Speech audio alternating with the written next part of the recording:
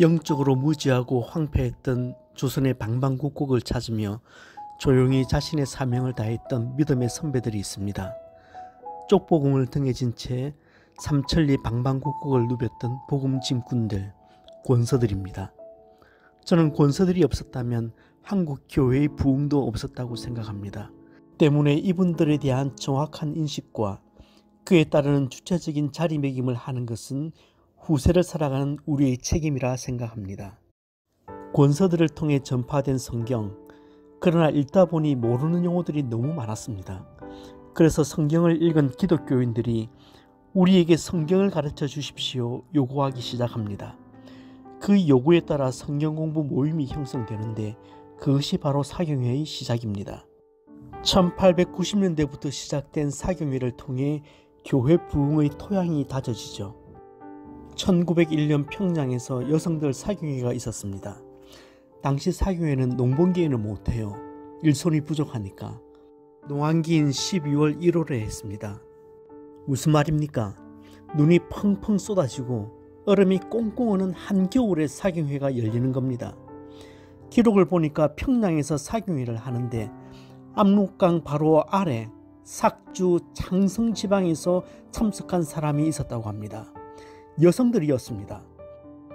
당시 사경회에 참석할 때는 먹을 것, 입을 것, 덮을 것을 본인이 가져와야 했습니다.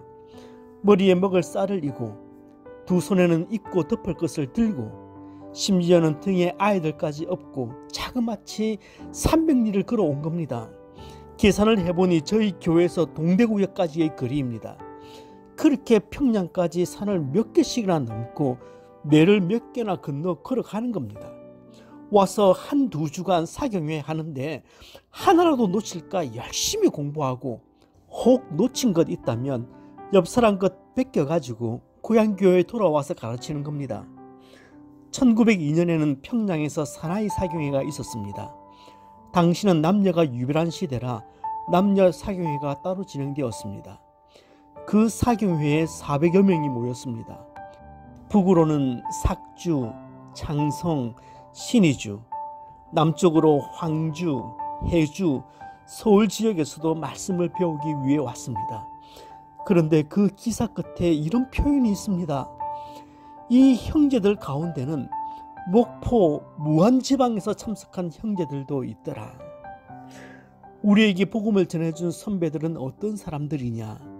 평양에서 사경회 하는데 전남, 목포, 무안지방에서 참석하던 사람들이었습니다. 1902년이라면 인천에서 목포까지 기선이 다녔던 시대라고 합니다. 그 기선을 이용했는지는 모르겠어요. 하지만 그 위에는 어떤 교통수단도 없었습니다. 선교사들이 남긴 기사들 중에는 그보다 더 기막힌 기사도 있어요.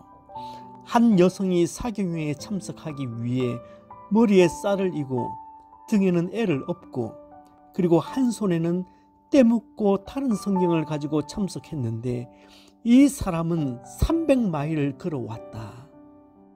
1마일은 1.6km, 그러면 480km죠. 부산에서 서울까지 427km쯤 됩니다.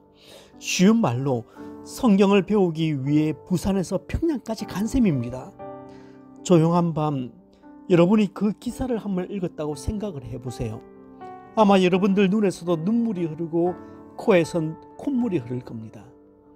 무엇보다 우리에게 성경을 넘겨준 신앙의 선배들이 이 성경을 얼마나 사랑했는지에 대한 것은 하운젤 선교사가 남긴 이 표현 하나로 적나라하게 알 수 있습니다. 저는 권서사에게 조선을 복음화시키는데 가장 가치 있는 도움이 된다고 생각합니다. 한국인들은 글을 읽는 민족이기 때문에 깊이 생각할 만한 문서가 없는 종교는 그들 속에서 거의 성공할 수 없습니다. 한국에 처음 온 저로서는 모든 기독교 가정에서 손때 묻은 성경을 보고 있다는 것이 무엇보다 충격적이었습니다. 조지 히버 존스 여사가 강화도에서 있었던 여성 사경회에 갔을 때 그때의 표현이 감격스럽습니다. 그 여성들이 때 묻고 다른 성경을 가지고 즐겁게 사경회에 참석하고 있었다. 때 묻고 다른 성경, 이것이 바로 우리 믿음의 선배들의 성경에 대한 사모함이요 갈망이었습니다. 한국 교회는 바로 이 때묻고 다른 성경 때문에 성장했다고 감히 말할 수 있습니다. 누군가가 말했듯이 한 교회나 교인의 영성을 보려면 그 교인들이 말씀을 대하는 태도를 보라고 했습니다. 말씀을 대하는 태도로 개인의 영성을 측정할 수 있고 교회의 영적 건강 상태를 어렵지 않게 헤아릴 수 있다고 합니다.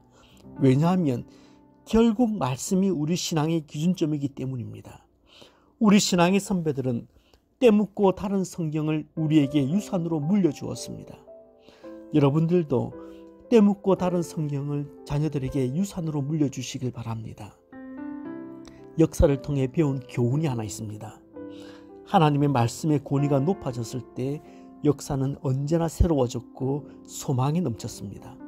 그러나 하나님 말씀의 권위가 땅에 떨어졌을 때 역사는 언제나 후퇴했고 절망적이었습니다.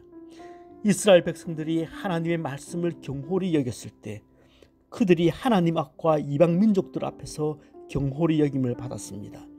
그러나 그들이 하나님의 말씀을 존귀히 여겼을 때 그들은 하나님 앞과 열방 위에 존귀히 여김 받았다는 사실을 꼭 기억하시길 바랍니다.